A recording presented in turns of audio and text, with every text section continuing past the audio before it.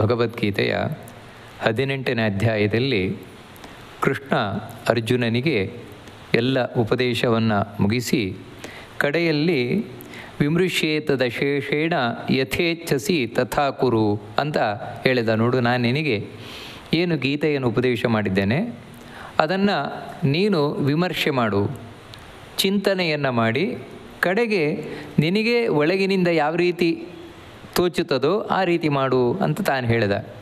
ಇಷ್ಟು ಹೇಳಿ ಕಡೆಗೆ ಇಡೀ ಗೀತೆಯ ಸಾರಭೂತವಾಗಿ ಮತ್ತೆ ತಿಳಿಸ್ಕೊಂಡು ಹೋಗ್ತಾನೆ.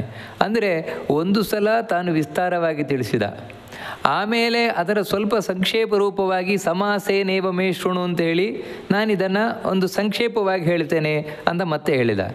ಈಗ ಮತ್ತೆ ಅದನ್ನೂ ಕೂಡ ಇನ್ನೂ ಸಂಕ್ಷೇಪವನ್ನು ಮಾಡಿ ತಾನು ತಿಳಿಸ್ತಾ ಇದ್ದಾನೆ ಕೃಷ್ಣ.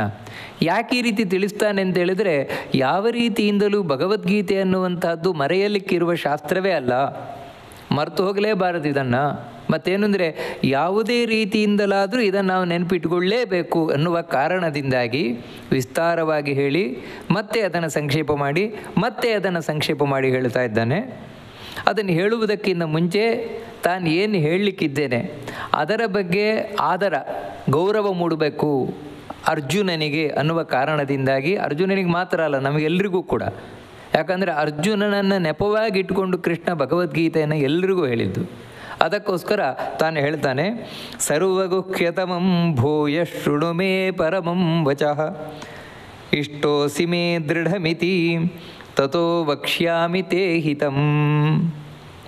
ನಿನಗೆ ಮತ್ತೆ ಭೂಯ ಮತ್ತೆ ಹೇಳ್ತಾ ಇದ್ದೇನಪ್ಪ, ಸರ್ವಗುಹ್ಯತಮಂ ಪರಮಂ ವಚಃ ಭೂಯ ಮೇ ಶೃಣು ಅಂತ ಹೇಳ್ತಾ ಇದ್ದಾನೆ. ಸರ್ವಗುಹ್ಯತಮಂ ಅಂತ ಹೇಳಿದರೆ ಹಿಂದೆ ಹೇಳಿದ್ದಾನೆ ಗುಹ್ಯಾತ್ ಗುಹ್ಯತರಂ ಅಂತ. ನಾನು ನಿನಗೇನು ಉಪದೇಶ ಕೊಟ್ಟಿದ್ದೇನೆ ಇದು ರಹಸ್ಯವಾದ ವಿಷಯಕ್ಕಿಂತಲೂ ಅತ್ಯಂತ ರಹಸ್ಯವಾಗಿರುವಂಥದ್ದು ಇದು. ಯಾಕಂತ ಹೇಳಿದ್ರೆ ಎಲ್ಲ ರಹಸ್ಯಗಳ ಸಾರ ಇದು. ಅದನ್ನೇ ಹೇಳಿದ್ದೇನೆ ಅಂತ ಅದನ್ನೇ ಮತ್ತೆ ಹೇಳ್ತಾ ಇದ್ದಾನೆ. ಸರ್ವಗುಹ್ಯತಮಂ ಅಂತ ಹೇಳಿದರೆ ಇದೆ. ಅಂದರೆ ಗುಹ್ಯತಮ ಅಂತ ಹೇಳಿದ್ರೇ ಯಾವುದು ರಹಸ್ಯವಾಗಿ ಇಡಬೇಕಾದ ವಿಷಯಗಳಿದೆಯೋ ಆ ರಹಸ್ಯವಾಗಿ ಇಡಬೇಕಾದ ವಿಷಯಗಳಲ್ಲಿ ಅತ್ಯಂತ ರಹಸ್ಯವಾಗಿರುವಂಥದ್ದು ಗುಹ್ಯತಮ. ಗುಹ್ಯ, ಗುಹ್ಯತರ, ಗುಹ್ಯತಮ ಅತ್ಯಂತ ಗುಹ್ಯವಾದದ್ದು. ಅದರಲ್ಲೂ ಕೂಡ ಇಂತಹ ಗುಹ್ಯತಮವಾದ ವಿಷಯಗಳೇನಿದೆ ಅದರಲ್ಲಿ ಇದು ಅತ್ಯಂತ ಶ್ರೇಷ್ಠವಾದದ್ದು. ಅಂಥದ್ದು ಬೇಕಾದಷ್ಟಿದೆ, ಅದರಲ್ಲಿ ಇದು ಅತ್ಯಂತ ಶ್ರೇಷ್ಠವಾದ, ಅಂದರೆ ಮೋಸ್ಟ್ ಇಂಪಾರ್ಟೆಂಟ್ ಅಂತ ಹೇಳ್ತೇವಲ್ವ ಆ ರೀತಿ, ಮೋಸ್ಟ್ ಇಂಪಾರ್ಟೆಂಟ್ ಇದು. ಅಂಥದ್ದನ್ನು ನಾನು ನಿನಗೆ ಭೂಯ ಮತ್ತೆ ಹೇಳ್ತೇನೆ ಅಂತ ಹೇಳಿದ್ರಿಂದಾಗಿ ಇಲ್ಲಿವರೆಗೆ ನಾನು ಅದನ್ನೇ ಹೇಳಿದ್ದು ನಿನಗೆ, ಮತ್ತೆ ಅದನ್ನು ನಾನು ನಿನಗೆ ಹೇಳ್ತಾ ಇದ್ದೇನೆ ಸಂಕ್ಷೇಪ, ಇನ್ನೂ ಸಂಕ್ಷೇಪವಾಗಿ. ಪರಮಂ ವಚಃ ಇದೆಂಥದ್ದು ಅಂತ ಹೇಳಿದರೆ ಬರೀ ರಹಸ್ಯಕ್ಕಿಂತ ರಹಸ್ಯವಾದದ್ದು. ಯಾಕೆ ಅಂತ ಹೇಳಿದರೆ ಅತ್ಯಂತ ಶ್ರೇಷ್ಠವಾದ ಮಾತಾದ್ದರಿಂದಾಗಿ ಇದು ಅತ್ಯಂತ ಶ್ರೇಷ್ಠವಾದ ಮಾತು. ಅಂದರೆ ಅತ್ಯಂತ ಶ್ರೇಷ್ಠವಾದ ಮಾತು ಯಾಕೆ ಅಂತ ಹೇಳಿದರೆ ಎಲ್ಲಕ್ಕಿಂತಲೂ ಶ್ರೇಷ್ಠವಾದದ್ದು ವೇದಗಳು. ಆ ವೇದಗಳದ್ದು ಸಾರಭೂತವಾಗಿರುವಂಥದ್ದು ಉಪನಿಷತ್ತುಗಳು. ಅದಕ್ಕೆ ಉಪನಿಷಣ್ಣಂ, ಅದರಲ್ಲಿ ಎಲ್ಲ ಇಡೀ ಭಗವಂತನ ವಿಷಯ ಎಲ್ಲ ಹೊಕ್ಕು ಮುಚ್ಚಿ ಕೂತಿದೆ ಉಪನಿಷತ್ತುಗಳಲ್ಲಿ ಅಂತ ಹೇಳುವಂಥದ್ದು.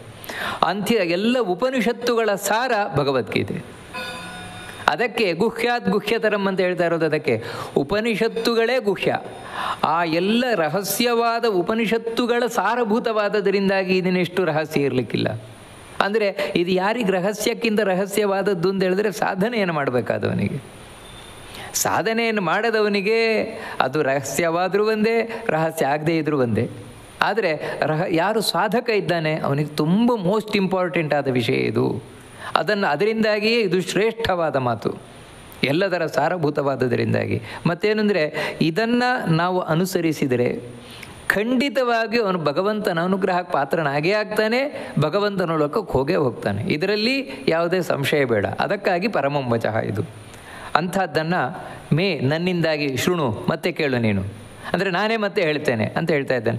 ಈ ಮೇ ನನ್ನಿಂದಲೇ ಕೇಳು ಅಂತ ಯಾಕೆ ಹೇಳ್ತಾ ಇದ್ದಾನೆ ಅಂತ ಹೇಳಿದರೆ, ನಾನು ಇದನ್ನು ಕೂಡ ನಿನ್ನೆ ಅನುಗ್ರಹವನ್ನು ಮಾಡಲಿಕ್ಕೆ ಹೇಳುವುದು.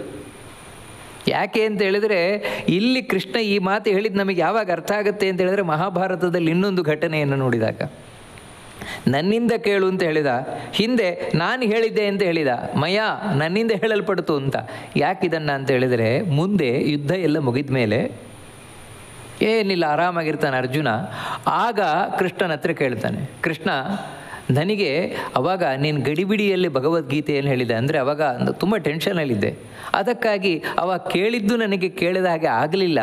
ಅದಕ್ಕೆ ಮತ್ತೆ ನಾನಿವಾಗ ಆರಾಮಾಗಿದ್ದೇನೆ, ಮತ್ತೆ ನನಗೆ ಭಗವದ್ಗೀತೆಯನ್ನು ಹೇಳು ಅಂತ ಅರ್ಜುನ ಕೇಳಿದಾಗ ಕೃಷ್ಣ ಹೇಳ್ತಾನೆ, ಹೇಳಲ್ಲ ನಾನು ಅಂತ.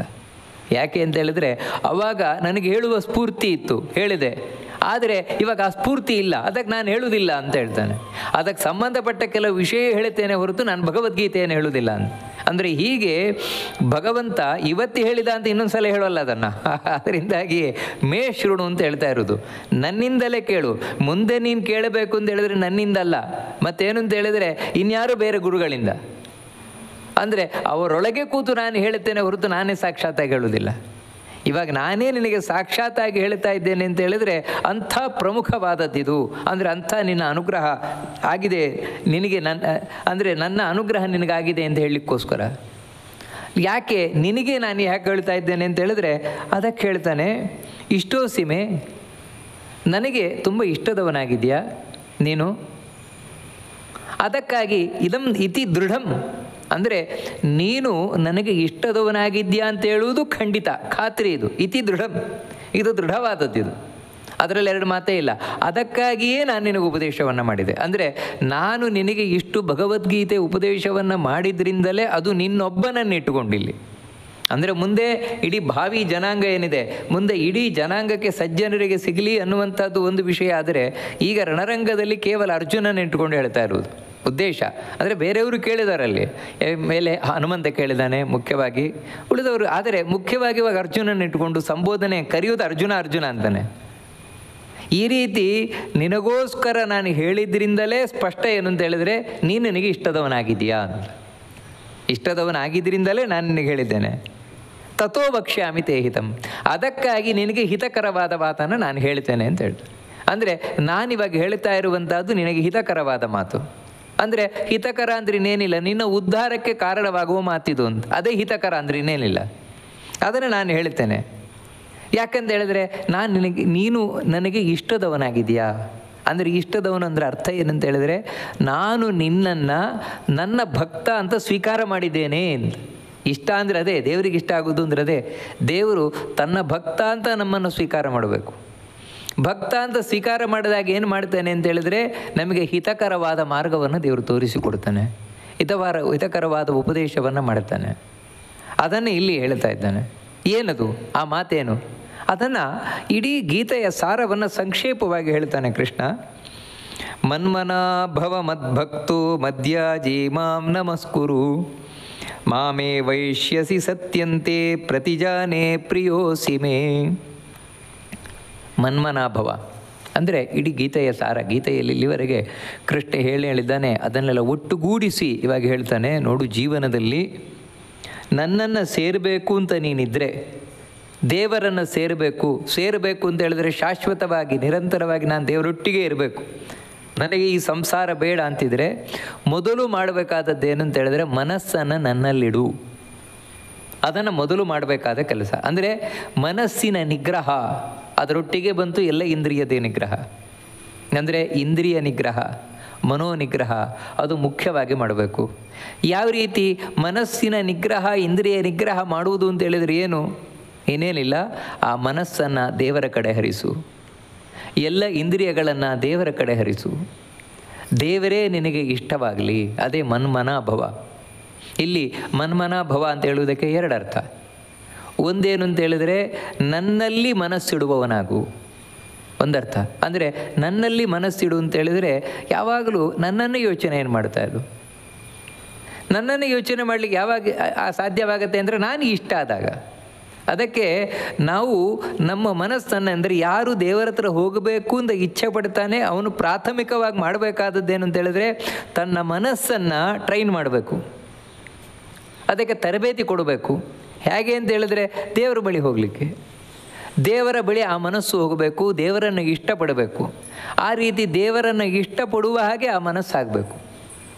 ಅದೇ ಮನ್ಮನಾಭವ ಅಂತ. ನನ್ನಲ್ಲಿ ಮನಸ್ಸನ್ನಿಡು ನೀನು. ಎರಡನೇದೇನು ಅಂತ ಹೇಳಿದ್ರೆ ಮನ್ಮನಾಭವ ಅಂತ ಹೇಳಿದ್ರೆ ನನ್ನ ಮನಸ್ಸಿನಂತೆ ನಿನ್ನ ಮನಸ್ಸಾಗಲಿ ಅಂತ. ಅಂತೇಳಿದರೆ ನನ್ನ ಮನಸ್ಸಿನಂತೆ ನಿನ್ನ ಮನಸ್ಸು ಅಂತೇಳಿದರೆ ಇವತ್ತೇನು ಅಂತೇಳಿದರೆ ನಾವೇನೇನೋ ಇಚ್ಛಿಸ್ತಾ ಇದ್ದೇವೆ. ಮನಸ್ಸು ಬಯಸುವಂಥದ್ದು, ಅದು ಬೇಕು ಇದು ಬೇಕು ಅಂತೆಲ್ಲ ಬಯಸ್ತದೆ. ನಾಳೆ ಆ ಬಯಕೆ ಈಡೇರದೇ ಇದ್ದರೆ ದುಃಖ ಆಗುತ್ತದೆ. ಕಾರಣ ಏನು ಅಂತೇಳಿದರೆ ನಾನು ಏನು ಬಯಸ್ತಾ ಇದ್ದೇನೆ ಅದು ನನ್ನೊಳಗಿರುವ ದೇವರ ಬಯಕೆ ಆಗಬೇಕಾಗಿಲ್ಲ. ಯಾವಾಗ ನನ್ನ ಬಯಕೆಯೂ ದೇವರ ಬಯಕೆಯೂ ಒಂದಾಗೋದಿಲ್ಲ ಆವಾಗ ನನ್ನ ಇಚ್ಛೆ ಪೂರ್ಣ ಆಗೋಲ್ಲ. ಆದರೆ ಹಾಗೆ ಮಾಡಬೇಡ ನೀನು. ಮತ್ತೇನು ಅಂತೇಳಿದರೆ ಎಲ್ಲ ಆಸೆಗಳನ್ನು ಬಿಡು. ಆ ಆಸೆಗಳನ್ನು ಬಿಡುವುದು ಅಂತೇಳಿದ್ರೆ ಅರ್ಥ ಏನು ಅಂತೇಳಿದರೆ ದೇವರು ನನಗೆ ಏನು ಕೊಡ್ತಾನೋ ಅದು ಸಾಕು. ದೇವರ ಆಸೆಯೇ ನನ್ನ ಆಸೆ ಆಗಲಿ, ನನ್ನದು ಅಂತ ಸಪ್ರೇಟ್ ಆದ ಆಸೆ ಏನಿಲ್ಲ. ಈ ರೀತಿ ನೀನು ಮಾಡ್ಕೋ. ಕಾಮಮ್ಮೆ ಕಾಮ ಆಗಾದ ಋಷಿ ಇದನ್ನೇ ಹೇಳುವಂಥದ್ದು. ದೇವರ ಆಸೆಯೇ ನನ್ನ ಆಸೆ ಆಗಲಿ, ಅದಕ್ಕೋಸ್ಕರ ನನ್ನ ಮನಸ್ಸು ದೇವರ ಮನಸ್ಸು ಸೇರಲಿ. ಈ ರೀತಿ ನಾವು ಹಾಗಲ್ಲ.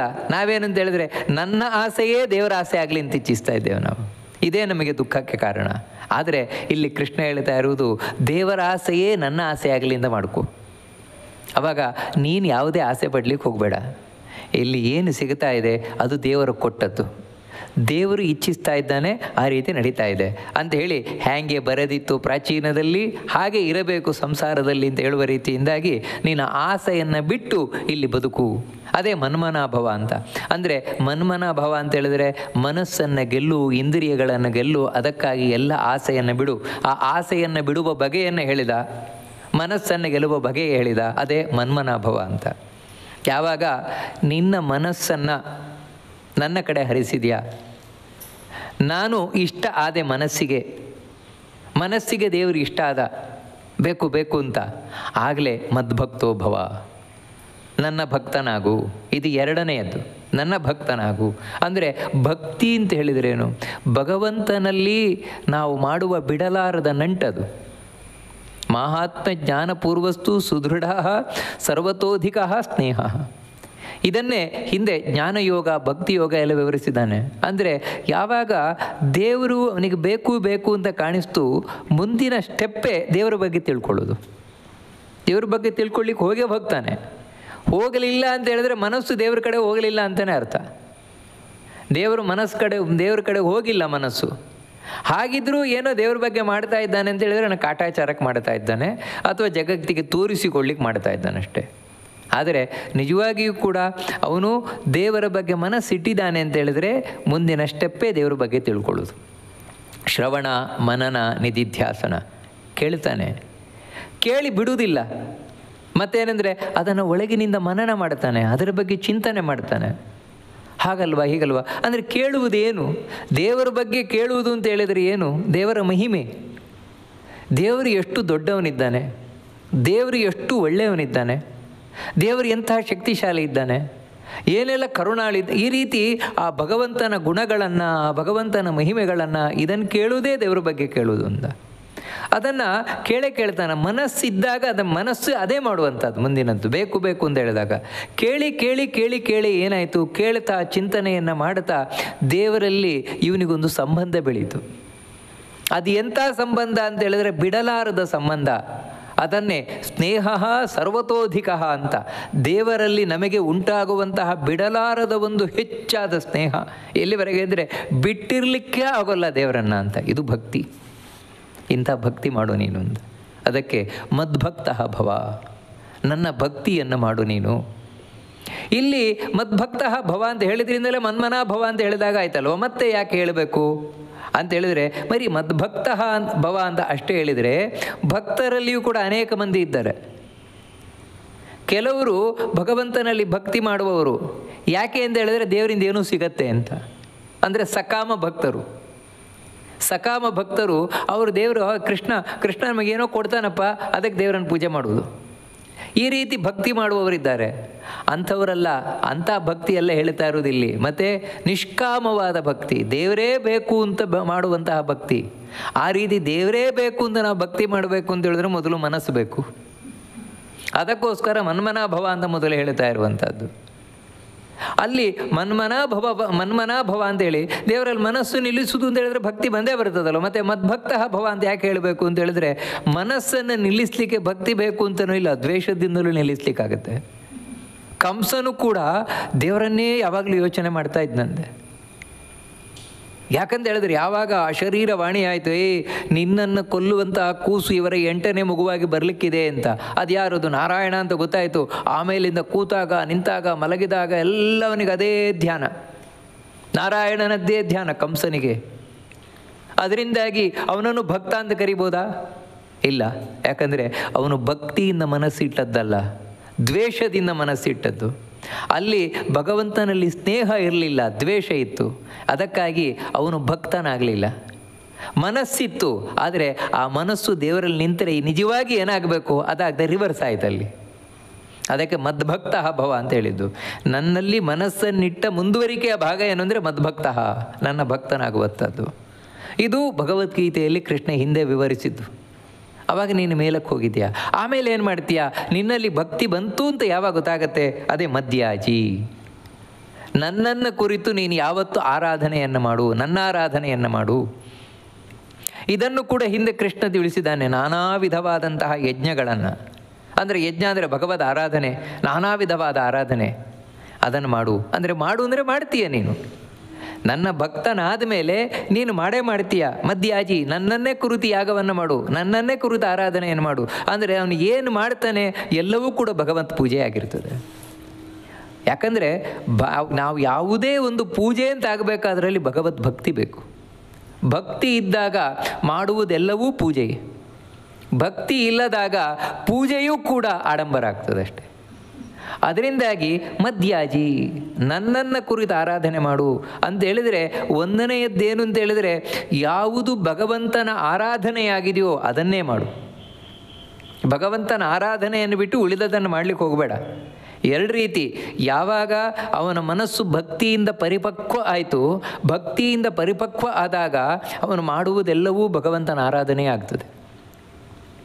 ಯಾಕಂತ ಹೇಳಿದರೆ ಅವನು ಭಗವಂತನ ಪ್ರೀತಿಗೆ ಕಾರಣವಾಗದ ಯಾವುದೇ ಮಾಡಲಿಕ್ಕೆ ಹೋಗುವುದೇ ಇಲ್ಲ. ಭಕ್ತಿ ಇರುವವನು ಕಿವಿಯಿಂದ ಭಗವಂತನ ಪ್ರೀತಿಗೆ ಕಾರಣವಾಗದೇ ಇರುವಂಥದ್ದನ್ನು ಕೇಳುವುದೇ ಇಲ್ಲ. ಯಾಕಂತ ಹೇಳಿದರೆ ಅವನಿಗೆ ಸ್ವಂತ ಇಷ್ಟ ಅಂತಿಲ್ಲ. ದೇವರನ್ನು ಬಯಸುವವನಿಗೆ ದೇವರೇ ಇಷ್ಟ. ಅದಕ್ಕೋಸ್ಕರ ಆ ಇಷ್ಟನಾದ ದೇವರ ಬಗ್ಗೆ ಕೇಳುವುದೇ ಅವನಿಗಿಷ್ಟ. ಆ ಇಷ್ಟನಾದ ದೇವರನ್ನು ನೋಡುವುದೇ ಇಷ್ಟ ಅವನಿಗೆ. ಆ ದೇವರ ಪ್ರತಿಮೆ ನೋಡುವುದೇ ಇಷ್ಟ, ದೇವರ ಬಗ್ಗೆ ಹೇಳುವುದೇ ಇಷ್ಟ. ಇದೇ ಇಷ್ಟವ ಹೊರತು ಅವನ ಕಥೆಗಿಂತ ಬೇರೆ ಏನಿಲ್ಲ.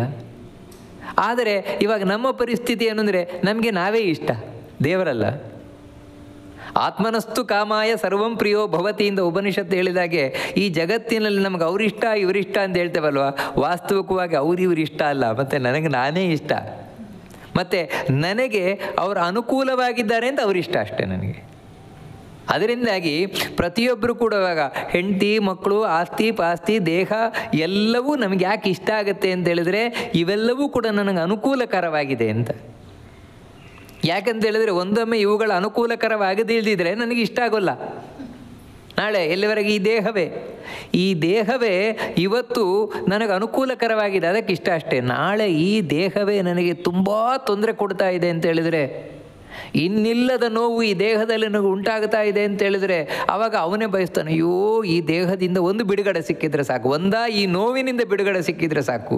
ಇಲ್ಲ, ಈ ಬಿಡುಗಡೆ ಆಗುವುದೇ ಇಲ್ಲ ಅಂದರೆ, ಅಯ್ಯೋ ಹೀಗೆ ಬದುಕಿರುವುದಕ್ಕಿಂತ ಸಾಯುವುದೇ ಮೇಲು, ಅಂದರೆ ಈ ದೇಹ ಬಿಡುವುದೇ ಮೇಲು. ಅದಕ್ಕಾಗಿ ಎಲ್ಲವೂ ಕೂಡ ಯಾವಾಗ ಇಷ್ಟ ಆಗುತ್ತೆ ಅಂತ ಹೇಳಿದ್ರೆ ಸ್ವಾರ್ಥಕ್ಕೋಸ್ಕರ. ಆದರೆ ಯಾವಾಗ ಒಬ್ಬ ವ್ಯಕ್ತಿ ಭಕ್ತ ಅಂತ ಹೇಳಿದಾಗ ಅವನಿಗೆ ತನಗಿಂತಲೂ ದೇವರೇ ಇಷ್ಟ ಆಗ್ತಾನೆ, ದೇವರನ್ನು ಅಷ್ಟು ಮೆಚ್ಚಿಕೊಳ್ತಾನೆ, ದೇವರು ಅಷ್ಟು ಇಷ್ಟ ಆಗ್ತಾನೆ ಅವನಿಗೆ. ಅದಕ್ಕಾಗಿ ಅವನು ಏನು ಮಾಡ್ತಾನೆ ಅದು ದೇವರ ಪ್ರೀತಿಗೆ ಕಾರಣವಾಗುತ್ತದೆ. ಅದನ್ನು ಬಿಟ್ಟು ಬೇರೆದು ಮಾಡಲಿಕ್ಕೆ ಹೋಗಲ್ಲ ಅವನು. ಮತ್ತು ಅವನು ಮಾಡಿದ್ದೆಲ್ಲವೂ ದೇವರ ಪೂಜೆ ಆಗಿರ್ತದೆ. ಯಾಕಂದರೆ ದೇವರನ್ನು ಬಿಟ್ಟು ಏನೂ ಮಾಡೋಲ್ಲ ಅವನು. ಇದು ಮಧ್ಯಾಜಿ. ಕಡೆಗೆ ಮಾಂ ನಮಸ್ಕುರು. ಈ ರೀತಿ ದೇವರ ಆರಾಧನೆಯನ್ನು ಮಾಡ್ತಾ ಮಾಡ್ತಾ ಅವನ ಮನಸ್ಸು ಎಷ್ಟು ಪರಿಪಕ್ವ ಆಗ್ತದೆ ಅಂತ ಹೇಳಿದ್ರೆ, ಮಾಂ ನಮಸ್ಕುರು ಅಂದರೆ ಭಗವಂತನಿಗೇ ನಮಸ್ಕಾರ ಮಾಡು ಅಂತ ಹೇಳ್ತಾನೆ. ಅಂದರೆ ಭಗವಂತನಿಗೆ ನಮಸ್ಕಾರ ಮಾಡು ಅಂತ ಹೇಳಿದರೆ ನೀನು ಮಾಡುವವನಾಗ್ತೀಯ. ಅವಾಗ ಕಂಡಲ್ಲಿ ನಿನ್ನ ವಿಶ್ವರೂಪ ಕಾಂಬೋರು ಅಂತ ಹೇಳಿದಾಗೆ ಅವನು ಎಲ್ಲ ಕಡೆಯೂ ದೇವರನ್ನೇ ಕಾಣೋದು. ದೇವರನ್ನು ಬಿಟ್ಟು ಬೇರೆ ಕಾಣಲ್ಲ ಅವನಿಗೆ. ಅಂದರೆ ಬೇರೆ ಕಾಣಲ್ಲ ಅಂದರೆ ಉಳಿದದ್ದು ಇಲ್ಲ, ಸುಳ್ಳು ಅಂತ ಅರ್ಥ ಅಲ್ಲ.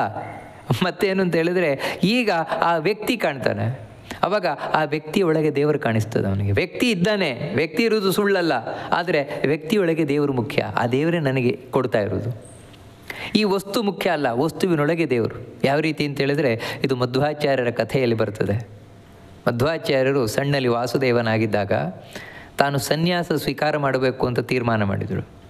ಆವಾಗ ಪಾಜಕ ಕ್ಷೇತ್ರದಲ್ಲಿ ಪ್ರತಿಯೊಂದಕ್ಕೂ ಕೂಡ ಗೋಡೆಗೆ, ಬಾಗಿಲಿಗೆ, ಕಿಟಕಿಗೆ ಎಲ್ಲದಕ್ಕೂ ನಮಸ್ಕಾರ ಮಾಡ್ತಾ ಇದ್ದಾರೆ.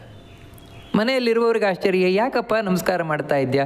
ಸ್ವವಸ್ತು ಪ್ರಣತಿಂ ವ್ಯಧಾಮಿದಿ, ಎಲ್ಲ ಕಡೆ ನನಗೆ ನನ್ನ ವಸ್ತು ಕಾಣಿಸ್ತಾ ಇದ್ದಾನೆ, ದೇವರು ಕಾಣಿಸ್ತಾ ಇದ್ದಾನೆ, ಅದಕ್ಕೆ ನಮಸ್ಕಾರ ಮಾಡ್ತಾನೆ. ಇದೇ ಹೇಳುವಂಥದ್ದು, ಮಾಂ ನಮಸ್ಕುರು. ಯಾವುದೇ ನಮಸ್ಕಾರವೂ ದೇವರ ನಮಸ್ಕಾರವೇ ಆಗ್ತದೆ. ಯಾಕಂತ ಹೇಳಿದರೆ ದೇವರೇ ಒಳಗೆ ಕಾಣುವಂಥದ್ದು. ಇಂಥ ಒಂದು ಸ್ಥಿತಿಯನ್ನು ಹೊಂದುತ್ತಾನೆ. ಹೀಗಾದ್ಯಾ, ಇಂಥ ಸ್ಥಿತಿಯನ್ನು ಹೊಂದಿದ್ಯಾ, ಮಾಮೇ ವೇಷ್ಯಸಿ, ನನ್ನನ್ನೇ ಬಂದು ಸೇರ್ತೀಯ. ಈ ನಾಲ್ಕು ಜೀವನದಲ್ಲಿ ಮುಖ್ಯವಾಗಿಟ್ಕೊಳ್ಬೇಕಾದದ್ದು. 4 ನಮಗೆ ಬಂತು ಅಂದರೆ 5ನೇ ಇದ್ದನ್ನು ಸೇರ್ತೇವೆ. ಯಾವುದು ಅಂದರೆ ಮನ್ಮನಾ ಭವ, ಮದ್ಭಕ್ತಃ ಭವ, ಮದ್ಯಾಜಿ, ಮಾಂ ನಮಸ್ಕುರು. ಇದನ್ನು ಅಂದರೆ ಕೃಷ್ಣ ಇಲ್ಲಿ ಹಾಗಾಗು ಅಂತ ಹೇಳ್ತಾ ಇದ್ದಾನೆ. ಮನ್ಮನ, ನನ್ನಲ್ಲಿ ಮನಸ್ಸನ್ನಿಡುವವನಾಗು, ನನ್ನಲ್ಲಿ ಭಕ್ತಿ ಮಾಡುವವನಾಗು, ನನ್ನನ್ನೇ ಆರಾಧನೆ ಮಾಡುವವನಾಗು, ನನಗೇ ನಮಸ್ಕರಿಸುವವನಾಗು, ಆವಾಗ ನನ್ನನ್ನೇ ಬಂದು ಸೇರ್ತೀಯ. ಹಾಗಾಗು ಅಂದರೆ ಆ ಒಂದೊಂದೇ ಸ್ಟೆಪ್ಪುಗಳನ್ನು ಏರ್ತಾ ಬಾ ನೀನು. ಆವಾಗ ಖಂಡಿತವಾಗಿಯೂ ನನ್ನ ಮನೆಯಲ್ಲಿ ನನಗೆ ಪ್ರವೇಶ, ಶಾಶ್ವತವಾದ ಪ್ರವೇಶ ಸಿಗುತ್ತೆ. ಅಂದರೆ ಮೋಕ್ಷವನ್ನು ಪಡಿತೀಯ, ನನ್ನ ಮನೆಯನ್ನು ಬಂದು ಸೇರ್ತೀಯ. ಇದು ಸುಳ್ಳಲ್ಲ. ಸತ್ಯಂತೆ ಪ್ರತಿಜಾನೆ ಅಂತ ಹೇಳ್ತಾ ಇದ್ದಾನೆ. ತೇ ಸತ್ಯಂ ಪ್ರತಿಜಾನೆ, ಇದನ್ನು ಸತ್ಯ ಅಂತ ನಾನು ನಿನಗೆ ಆಣೆ ಮಾಡಿ ಹೇಳ್ತಾ ಇದ್ದೇನೆಯ್ಯ.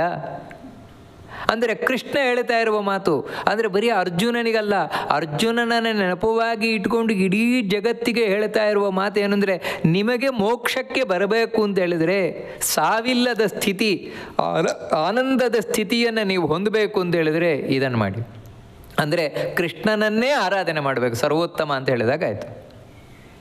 ಇದೇ ಸಮಸ್ತ ಶಾಸ್ತ್ರಗಳ. ಯಾರಿಗಾದರೂ ಕನ್ಫ್ಯೂಷನ್ ಇದ್ದರೆ, ಅಯ್ಯೋ ಏನ್ರಿ ಅದರಲ್ಲಿ ಆ ರೀತಿ ಹೇಳ್ತಾರೆ, ಇವಾಗ ಶಿವಪುರಾಣದಲ್ಲಿ ನೋಡಿದರೆ ಹೀಗೆ ರೀತಿ ಹೇಳ್ತಾರೆ, ದೇವಿ ಮಹಾತ್ಮೆಯಲ್ಲಿ ಹಾಗೆ ಹೇಳ್ತಾರೆ, ಅಲ್ಲಿ ದೇವಿಯೇ ಸರ್ವೋತ್ತಮಳು, ಇಲ್ಲಿ ಶಿವನೇ ಸರ್ವೋತ್ತಮ, ಇನ್ನೊಂದು ಕಡೆ ಇನ್ನೊಬ್ಬರು ಸರ್ವೋತ್ತಮರು, ಈ ರೀತಿ ಒಂದೊಂದು ಕಡೆ ಹೇಳ್ತಾರಲ್ವ. ನಾವು ಏನು ಮಾಡಬೇಕು, ಏನು ಬಿಡಬೇಕು? ನಿಮಗೆ ಗೊಂದಲ ಇದೆಯಾ?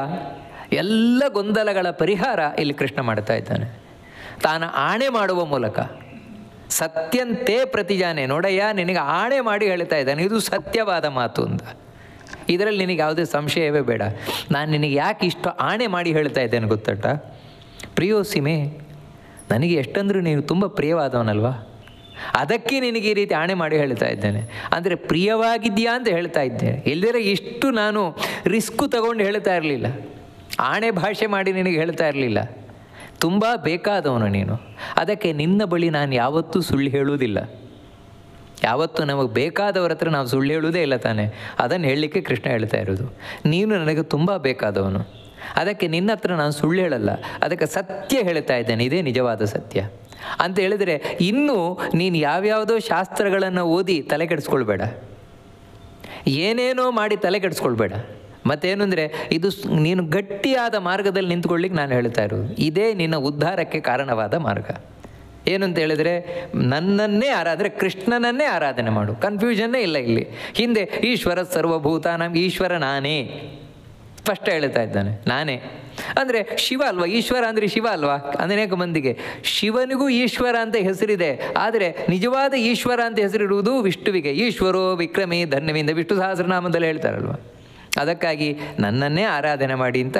ವಿಷ್ಣುವೇ ಸರ್ವೋತ್ತಮ, ವಿಷ್ಣುವನ್ನೇ ನಾವು ಸರ್ವೋತ್ತಮತ್ವೇನ ಆರಾಧನೆ ಮಾಡಬೇಕು ಅನ್ನುವಂಥದ್ದು ಇಲ್ಲಿ ಕೃಷ್ಣ ಸ್ಪಷ್ಟವಾಗಿತ್ತ ಅಂತ ತಿಳಿಸಿದ. ಇಡೀ ಗೀತೆಯ ಸಾರದಲ್ಲಿ ಸಾರ ತೆಗೆದು ತಿಳಿಸಿಕೊಟ್ಟ. ಅಷ್ಟು ಮಾತ್ರ ಅಲ್ಲ, ಇಲ್ಲಿವರೆಗೆ ಹೇಳಿದ್ದನ್ನು ಇನ್ನೂ ತಾನು ಸಂಕ್ಷೇಪ ಮಾಡಿ ಹೇಳ್ತಾನೆ. ಸರ್ವಧರ್ಮಾನ್ ಪರಿತ್ಯಜ್ಯ ಮಾಮೇಕಂ ಶರಣಂ ವ್ರಜ, ಅಹಂ ತ್ವಾ ಸರ್ವಪಾಪೇಭ್ಯೋ ಮೋಕ್ಷಯಿಷ್ಯಾಮಿ ಮಾ ಶುಚಃ. ಅಲ್ಲ ಕೃಷ್ಣ, ನಿನ್ನಲ್ಲಿ ಮನಸ್ಸನ್ನಿಡುವುದು, ನಿನ್ನಲ್ಲಿ ಭಕ್ತಿ ಮಾಡುವುದು, ನಿನ್ನನ್ನು ಆರಾಧನೆ ಮಾಡುವುದು, ಇದೆಲ್ಲ ಇರಲಿ ಆ ಕಡೆ. ನನಗೆ ಈ ಪಾಪ ಬರ್ತದಲ್ವ, ಏನು ಮಾಡೋಣ? ಅವನಿಗೆ ಸಮಸ್ಯೆ, ನನಗೆ ಪಾಪ ಬರುತ್ತೆ, ಈ ಯುದ್ಧ ಮಾಡಿದರೆ ಪಾಪ ಬರುತ್ತೆ, ಎಷ್ಟಂದ್ರೂ ಗುರುಗಳನ್ನು ಕೊಂದರೆ ಪಾಪ ಬರದೇ ಇರ್ತದಾ? ನನ್ನ ಅಜ್ಜನನ್ನು ಕೊಂದರೆ ಪಾಪ ಬರದೇ ಇರ್ತದಾ? ನನ್ನ ಕುಟುಂಬದವರನ್ನು ನಾನು ಕೊಂದರೆ ಪಾಪ ಬರದೇ ಇರ್ತದಾ? ಈ ಎಲ್ಲ ಪಾಪಗಳಿಗೆ ಏನು ಮಾಡೋಣ? ಈ ರೀತಿ ಅವನಿಗೊಂದು ಮನಸ್ಸಿನಲ್ಲಿ ಕೂತಿದೆಯಲ್ವಾ, ಅದಕ್ಕೆ ಈಗಾಗಲೇ ಪರಿಹಾರ ಹೇಳಿದ್ದಾನೆ.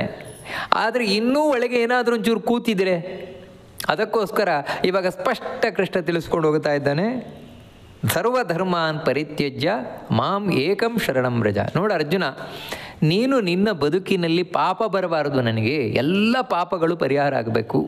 ಯಾಕಂದರೆ ಪಾಪ ಪರಿಹಾರ ಆದ್ರೇ ಮುಕ್ತಿಗೆ ಹೋಗೋದು. ಅದಕ್ಕೆ ಪಾಪ ಕಳ್ಕೊಳ್ಳಿಕ್ಕಿರೋದು ಒಂದೇ ಮಾರ್ಗ, ಸರ್ವಧರ್ಮಾನ್ ಪರಿತ್ಯಜ್ಯ. ಇಲ್ಲಿ ಸರ್ವಧರ್ಮಾನ್ ಅಂತ ಹೇಳಿದ್ರೆ ಮೇಲುಲೋಕಕ್ಕೆ ಎಲ್ಲ ಧರ್ಮಗಳನ್ನು ಬಿಟ್ಟು ಅಂತ. ಎಲ್ಲ ಧರ್ಮಗಳನ್ನು ಬಿಟ್ಟು ಅಂತ ಹೇಳಿದ್ರೆ ಎರಡನೇದು ಮಾಮೇಕಂ ಶರಣಂ ಪ್ರಜಾ ಅಂತ ಹೇಳಿದ್ದೇನಾಗಿದ್ರೆ ಕೃಷ್ಣ ನನ್ನೊಬ್ಬನನ್ನೇ ಆರಾಧನೆ ಮಾಡು ಅಂತ. ಇದು ಒಂದು ಧರ್ಮ ಅಲ್ವಾ? ದೇವರನ್ನು ಆರಾಧನೆ ಮಾಡೋದು ಒಂದು ಧರ್ಮ ಅಲ್ವಾ? ಹಿಂದೆ ಹೇಳಿದ್ದು ದೇವರಲ್ಲಿ ಮನಸ್ಸನ್ನಿಡು, ದೇವರಲ್ಲಿ ಭಕ್ತಿ ಮಾಡು, ಇದು ಒಂದು ಧರ್ಮ ಅಲ್ವಾ? ಅಂದರೆ ದೇವರು ಒಂದು ಧರ್ಮ ಹೇಳ್ತಾನೆ, ಎಲ್ಲ ಧರ್ಮ ಬಿಡು ಅಂತ ಹೇಳ್ತಾನೆ. ಏನಿದು ಅಂದರೆ ಸರಿಯಾಗಿ ಅರ್ಥ ಮಾಡ್ಕೊಳ್ಬೇಕು ಕೃಷ್ಣನ ಅಭಿಪ್ರಾಯ ಏನು ಅಂತ. ಇಲ್ಲಿ ಹೇಳ್ತಾ ಇರೋದೇನು ಅಂತ ಹೇಳಿದರೆ, ಇಲ್ಲಿ ಯಾವ ಧರ್ಮವನ್ನು ಕೃಷ್ಣ ಹೇಳ್ತಾ ಇದ್ದಾನೆ, ಇದನ್ನು ಬಿಟ್ಟು ಉಳಿದ ಎಲ್ಲ ಧರ್ಮಗಳನ್ನು ಅಂತ. ಉಳಿದ ಯಾವ ಯಾವ ಧರ್ಮಗಳಿದೆ ಅಂದರೆ ಯಾವ ಯಾವ ಧರ್ಮಗಳು ಅಂತ ಹೇಳಿದರೆ ಇತರ ದೇವತೆಗಳನ್ನು ಒಲಿಸಿಕೊಳ್ಳಿಕ್ಕೆ ಬೇಕಾದ ಯಾವ ಯಾವ ಧರ್ಮಗಳು ಅದನ್ನೆಲ್ಲ ಹಿಂದೆ ಹೇಳಿದ್ದಾನೆ. ಆಯಾ ಧರ್ಮಗಳನ್ನು ಆಯಾ ಇದನ್ನು ತಾವು ಪ್ರಕಾರಗಳನ್ನು ಅದನ್ನೆಲ್ಲ ಬಿಟ್ಬಿಡು ನೀನು. ಅವರನ್ನು ಇವರನ್ನು ಯಾರನ್ನು ಒಲಿಸ್ಕೊಳ್ಳಿಕ್ಕೆ ಹೋಗಬೇಡ. ಯಾಕಂತ ಹೇಳಿದರೆ ಅವರನ್ನು ಇವರನ್ನು ಒಲಿಸಿಕೊಳ್ಳಿಕ್ಕೆ ಹೋದರೆ ಅದು ಮುಗಿಯದ ಮಾತು. ಮತ್ತೇನು ಅಂತ ಹೇಳಿದರೆ ಅದಕ್ಕೆ ಒಂದು ಅಲ್ಪ ಫಲ ಅಷ್ಟೇ. ಅದಕ್ಕೆ ಅದರ ಬಗ್ಗೆ ತಲೆ ಕೆಡಿಸ್ಕೊಳ್ಳಿಕ್ಕೆ ಹೋಗಬೇಡ ನೀನು, ಅದನ್ನೆಲ್ಲ ಬಿಟ್ಬಿಡು ನೀನು.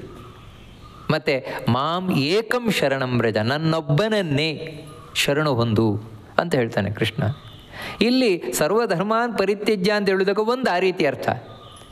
ನನ್ನ ಆರಾಧನೆ ಏನಿದೆ ಅದಕ್ಕಿಂತ ಹೊರತಾದ ಬೇರೆ ಆರಾಧನೆ. ಇಲ್ಲಿ ಒಂದು ನಾವು ತಿಳ್ಕೊಳ್ಬೇಕಾದದ್ದು ಅಂತ ಹೇಳಿದರೆ, ಇವಾಗ ಕೃಷ್ಣನ ಆರಾಧನೆ ಅಂತ ಹೇಳಿದ ಕೂಡಲೇ ಹಾಗಿದ್ರೆ ಉಳಿದ ದೇವತೆಗಳನ್ನು ಪೂಜೆ ಮಾಡಬೇಡಿ ಅಂತ ಹೇಳೋದು ಕೃಷ್ಣನ ಅಭಿಪ್ರಾಯ ಅಲ್ವೇ ಅಲ್ಲ.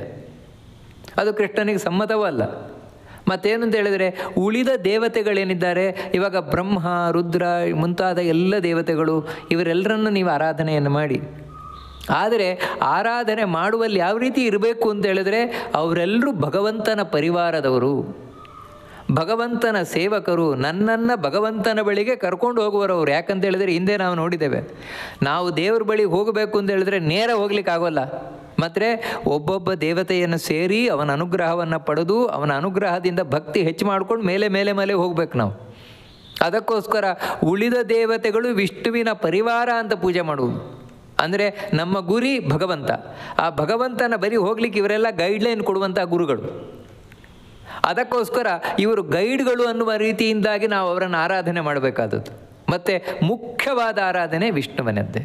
ಇದನ್ನು ಇಲ್ಲಿ ಹೇಳ್ತಾ ಇರೋದು. ಅದಕ್ಕಾಗಿ ಅವರೊಳಗೂ ನಾವು ವಿಷ್ಣುವನ್ನೇ ನೋಡಬೇಕಾದದ್ದು. ಯಾಕಂದರೆ ಅವರೆಲ್ಲರ ಒಳಗೆ ದೇವರೇ ಕೂತು ಸಹಾಯ ಮಾಡ್ತಾನೆ ನಮಗೆ. ಇದು ಅದಕ್ಕೋಸ್ಕರ ನನ್ನನ್ನೇ ನೀನು ಆರಾಧನೆ ಮಾಡು. ಮತ್ತು ಸರ್ವಧರ್ಮಾನ್ ಪರಿತ್ಯಜ್ಯ, ನೀನೇನು ಇಲ್ಲಿ ಧರ್ಮಾಚರಣೆಗಳನ್ನು ಮಾಡ್ತೀಯ, ಯಾವುದೇ ಧರ್ಮಾಚರಣೆ ಬಿಡಬೇಡ ಅಂತೇಳಿದ್ರೆ. ಧರ್ಮಾಚರಣೆ ಅಂತ ಹೇಳಿದರೆ ಸ್ವಭೀತವಾದದ್ದು. ಬ್ರಾಹ್ಮಣ, ಕ್ಷತ್ರಿಯ, ವೈಶ್ಯ, ಶೂದ್ರ. ಏನು ಧರ್ಮಾಚರಣೆ, ಇಲ್ಲಪ್ಪ ನಾನು ದೇವರಲ್ಲಿ ಭಕ್ತಿ ಬಂದುಬಿಟ್ಟಿದೆ, ನಾನು ಇನ್ನೇನು ಮಾಡಲ್ಲ, ಆ ರೀತಿ ಹೇಳಬೇಡ. ನಿನ್ನ ಧರ್ಮಾಚರಣೆಯನ್ನು ಇಲ್ಲಿ ಮಾಡು, ಆದರೆ ಯಾವುದರ ಫಲವನ್ನು ಇಟ್ಟುಕೊಳ್ಬೇಡ.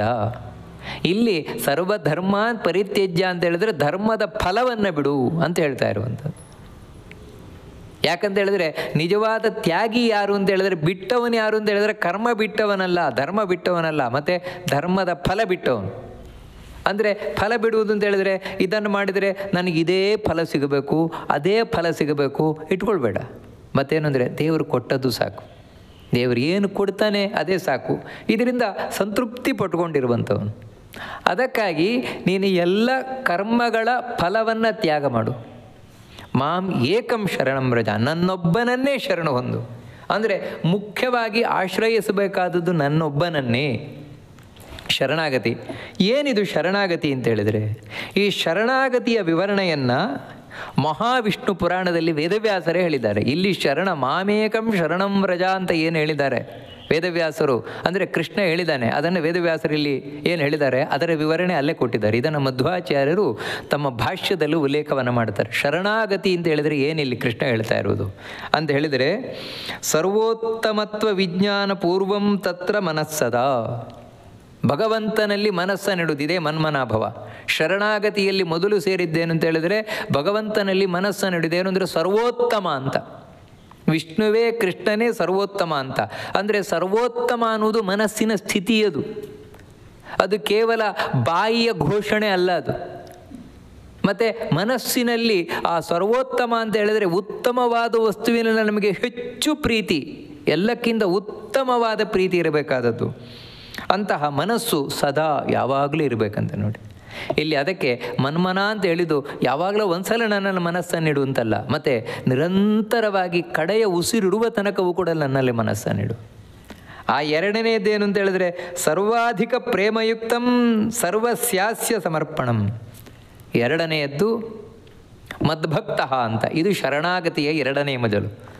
ಏನು ಅಂತ ಹೇಳಿದ್ರೆ ಆ ಭಗವಂತನಲ್ಲಿ ಅತ್ಯಂತ ಪ್ರೇಮದಿಂದ ಕೂಡಿದವನಾಗಿ ಎಲ್ಲವನ್ನ ದೇವರಿಗೆ ಅರ್ಪಣೆ ಮಾಡುವುದು, ಇದೇ ಮದ್ಭಕ್ತ ಭವ ಅಂತೇಳಿ ಹಿಂದೆ. ಅಂದರೆ ದೇವರಲ್ಲಿ ಎಲ್ಲಕ್ಕಿಂತ ಅತ್ಯಧಿಕವಾದ ಭಕ್ತಿ ಪ್ರೀತಿ, ಅದಕ್ಕೆ ಸರ್ವೋತ್ತಮ ಅಂತ ಬೇಕು. ಅದರಿಂದ ಏನು ಅಂತ ಹೇಳಿದರೆ ಎಲ್ಲ ದೇವರಿಗೆ ಅರ್ಪಣೆ ಮಾಡೋದು, ಎಲ್ಲವೂ ದೇವರ ಪ್ರೀತಿಗೋಸ್ಕರ, ದೇವರ ಪ್ರೀತಿಗೋಸ್ಕರ. ಅದಕ್ಕೆ ನಾವು ಯಾವುದೇ ಅರ್ಪಣೆ ಮಾಡಬೇಕಾದ್ರೆ ಅಲ್ಲಿ ಹೇಳುವ ಮಾತೇನು ಅಂತ ಹೇಳಿದರೆ ಶ್ರೀಹರಿ ಪ್ರಿಯತಾಂ, ಪರಮೇಶ್ವರ ಪ್ರಿಯತಾಂ. ಪ್ರಿಯತಾಂ ಅಂದರೆ ಖುಷಿ ಆಗ್ಲಪ್ಪ, ದೇವರಿಗೆ ಖುಷಿ ಆಗ್ಲಪ್ಪ, ಅದಕ್ಕೆ ಕೃಷ್ಣಾರ್ಪಣಮಸ್ತು. ಅಥವಾ ದೇವರಿಗೆ ಅರ್ಪಣೆ ಮಾಡ್ತಾ ಇದ್ದೇನೆ. ಬ್ರಹ್ಮ ಅಂದರೂ ಅವನೇ, ಕೃಷ್ಣ ಅಂದರೂ ಅವನೇ, ಅವನಿಗೆ ನಾನು ಅರ್ಪಣೆಯನ್ನು ಮಾಡ್ತಾ ಇದ್ದೇನೆ. ಅರ್ಪಣೆ ಮಾಡ್ತಾ ಇದ್ದೇನೆ ಅಂದರೆ ನೀನು ಮಾಡಿಸಿದ್ದನ್ನು ನಾನು ನಿನಗೆ, ಅಂದರೆ ಸ್ವಾಮಿ ನೀನು ಮಾಡಿಸಿದ್ದನ್ನು ನಿನಗೆ ಈ ಕರ್ಮ ಕೊಡ್ತಾ ಇದ್ದೇನೆ, ಅದಕ್ಕೆ ಏನು ಕೊಡ್ತೀಯ ಅದನ್ನು ಸ್ವೀಕಾರ ಮಾಡ್ತೇನೆ. ಅಂದರೆ ಅದೇ ಬೇಕು ಇದೇ ಬೇಕು ಅಂತ ಕೇಳೋಲ್ಲ, ನನಗೆ ನಿನ್ನಲ್ಲಿ ಸಂಪೂರ್ಣ ನಂಬಿಕೆ ಇದೆ ನೋಡಿ, ಈ ನಂಬಿಕೆ, ಅದಕ್ಕಾಗಿ ನೀನು ಏನು ಕೊಡ್ತೀಯ ಸ್ವೀಕಾರ ಮಾಡ್ತೇನೆ, ಆಕ್ಷೇಪ ಮಾಡೋಲ್ಲ. ಅಯ್ಯೋ ನಾನು ಅಷ್ಟೆಲ್ಲ ಮಾಡಿದೆ, ನನಗೆ ನೋಡಿ ಏನಾಗಲೇ ಇಲ್ಲ, ಆ ಪೂಜೆ ಮಾಡಿದೆ ಈ ಪೂಜೆ ಮಾಡಿದೆ ಏನಾಗಲೇ ಇಲ್ಲ, ಅದು ಅಷ್ಟೆಲ್ಲ ಮಾಡಿದಾಗ ನೋಡಿ ನನಗಾಗಿದ್ದು ಇಷ್ಟೇ, ಏನು ಹೇಳಲ್ಲ. ಯಾಕಂತ ಹೇಳಿದ್ರೆ ಭಗವಂತ ಕೊಟ್ಟದ್ದು ಪ್ರಸಾದ ಅಂತ ನಾನು ಸ್ವೀಕಾರ ಮಾಡ್ತೇನೆ ನೋಡಿ. ಇದು ಸಮರ್ಪಣಾ ಮನೋಭಾವನೆ ಇರುವಂಥದ್ದು. ನಾನು ಅಸ್ವತಂತ್ರ ಕರ್ತೃ, ದೇವರ ಸ್ವತಂತ್ರ ಕರ್ತೃ. ಮೂರನೆಯದ್ದೇನು ಅಂತ ಹೇಳಿದರೆ ಮಧ್ಯಾಜಿ ಅಂತ ಹೇಳಿದ್ನಲ್ವ, ಇದು ಶರಣಾಗತಿಯ ಇನ್ನೊಂದು ಮುಖ. ಅಲ್ಲೇನು ಅಂತ ಹೇಳಿದರೆ ಅಖಂಡ ತ್ರಿವಿಧ ಪೂಜಾ ತದ್ರತ್ಯೈವ ಸ್ವಭಾವತಃ.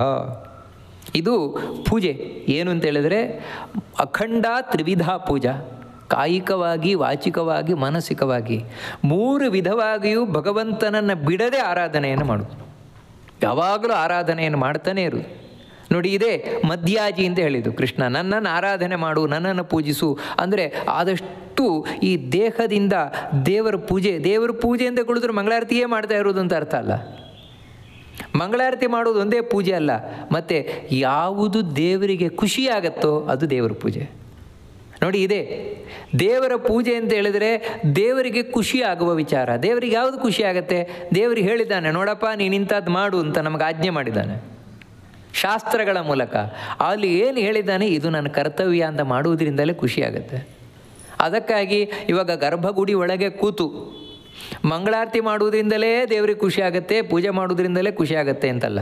ಮತ್ತು ಒಬ್ಬ ಹೊರಗಿನಿಂದ ಕಸ ಗುಡಿಸುವುದು ಅವನ ಕರ್ತವ್ಯ ಆಗಿತ್ತು ಅಂತ ಹೇಳಿದರೆ, ದೇವರಿಗೆ ಹೇಳಿದ ಕರ್ತವ್ಯ ಅದೇ ಶುಶ್ರೂಷ ಅವನಿಗಾಗಿತ್ತು. ಒಬ್ಬ ಶೂದ್ರ ಅಂತ ಹೇಳಿದರೆ ಅವನು ಇದು ನನ್ನ ಕರ್ತವ್ಯ ಅಂತ ಯಾವುದೇ ಫಲದ ಅಪೇಕ್ಷೆ ಇಲ್ಲದೆ, ಇದು ನಾನು ಮಾಡುವ ದೇವರ ಪೂಜೆಯಿಂದ ಭಕ್ತಿಯಿಂದ ಆ ಯಾವ ರೀತಿ ಒಳಗಿನಿಂದ ಮಂತ್ರವನ್ನು ಹೇಳಿ, ಮಂತ್ರ ಅಂದರೆ ದೇವರನ್ನು ಹೊಗಳುತ್ತಾ ಪೂಜೆ ಮಾಡ್ತಾನೋ ಒಬ್ಬ ಬ್ರಾಹ್ಮಣ, ಅದೇ ರೀತಿ ಇವನು ಹೊರಗಿನಿಂದ ದೇವರನ್ನು ಹೊಗಳುತ್ತಾ, ಅದಕ್ಕೆ ಏನು ವೇದ ಮಂತ್ರವೇ ಬೇಕು ಅಂತಿಲ್ಲ, ಇವನು ದಾಸರ ಪದ್ಯವೂ ಆಗಬಹುದು, ಅದನ್ನು ಹೇಳುತ್ತಾ ಭಕ್ತಿಯಿಂದ ಕಸಗುಡಿಸಿದ ಅಂತ ಹೇಳಿದರೆ ಈಕ್ವಲೆಂಟ್ ಆ ಒಳಗೆ ಪೂಜೆ ಮಾಡುವ ಅರ್ಚಕ ಎಷ್ಟು ದೇವರ ಅನುಗ್ರಹ ಪಡಿತಾನೋ ಅದಕ್ಕಿಂತಲೂ ಹೆಚ್ಚು ಇವನು ಪಡಿಬಹುದು.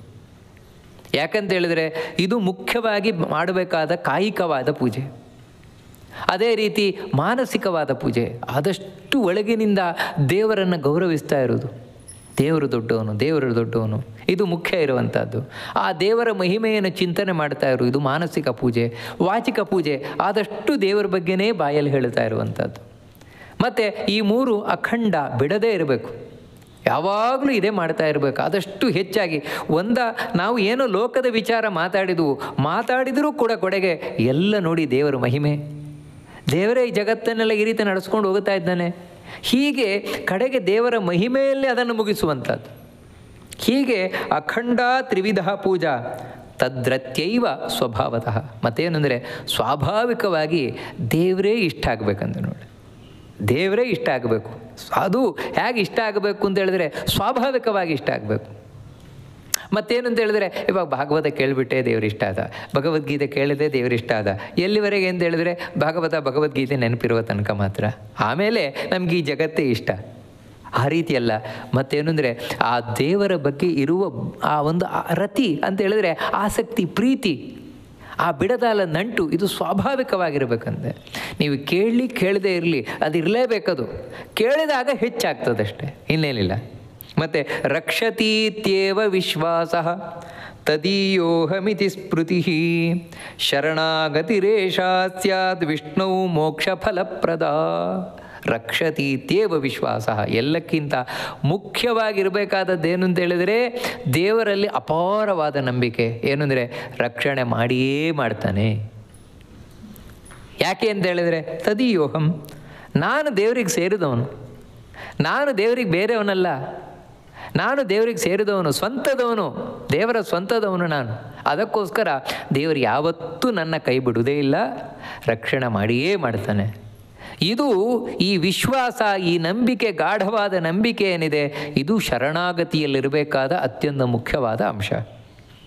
ಈ ರೀತಿ ಇರುವಂತಹ ಶರಣಾಗತಿ ಅಂದರೆ ಈ ಶರಣಾಗತಿ ಶಬ್ದದಿಂದ ಕೃಷ್ಣ ಇಷ್ಟು ತಿಳಿಸ್ಕೊಂಡು ಹೋದ. ಇದು ಯಾರಲ್ಲಿ? ನನ್ನಲ್ಲೇ ಮಾಡಬೇಕಾದದ್ದು. ಇದು ನಮ್ಮನ್ನು ಮೋಕ್ಷ ಕರ್ಕೊಂಡು ಹೋಗ್ತದೆ. ಅದನ್ನು ಹೇಳ್ತಾ ಇಲ್ಲಿ ಮಾಂ ಏಕಂ ಶರಣಂ ವ್ರಜ, ನನ್ನನ್ನೇ ನೀನು ಶರಣು ಬಂದು, ಅದರಿಂದೇನು ಅಹಂ ತ್ವಾ ಸರ್ವ ಪಾಪೇಭ್ಯೋ ಮೋಕ್ಷಯಿಷ್ಯಾಮಿ, ನಾನು ನಿನ್ನನ್ನು ಎಲ್ಲ ಪಾಪಗಳಿಂದ ಬಿಡುಗಡೆಗೊಳಿಸ್ತೇನೆ.